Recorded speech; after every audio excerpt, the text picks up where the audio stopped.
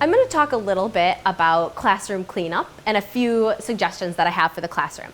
The first one is actually just using a simple lunch tray from the cafeteria and some paper towels. So what we're going to do is at the beginning of each class period, you can have assign a student to be in charge of this, or you can take care of it, and just lay some paper towels out, enough for your class. And then you're just going to get this wet.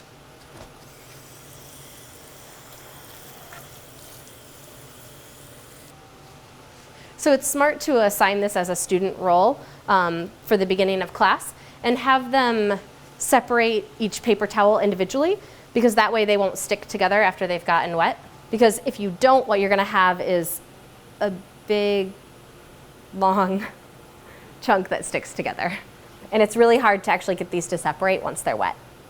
And I like to use these to wipe hands off. You're going to get the majority of the clay off with the paper towel.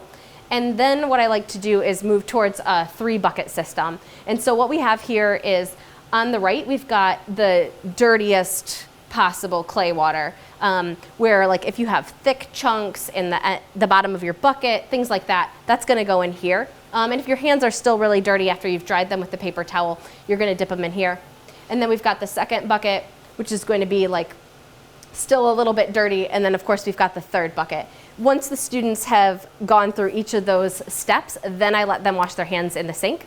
The reason why I use this system is to prevent the drains from getting clogged, because that really will happen, and it makes some really unhappy maintenance folks. So you should take every precaution to make sure that clay doesn't go down the drain.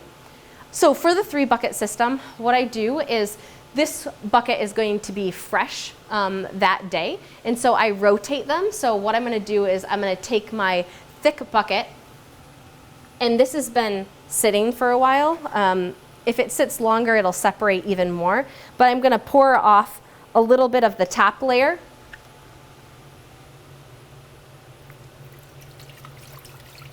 But I want to make sure that I don't get the clay down the drain.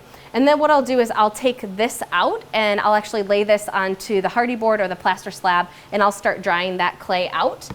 And then I will move this to my 3rd bucket.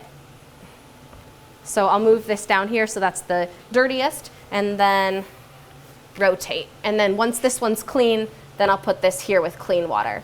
And so that way each day I rotate, or every 2 days, so that we always have a clean bucket for students to use.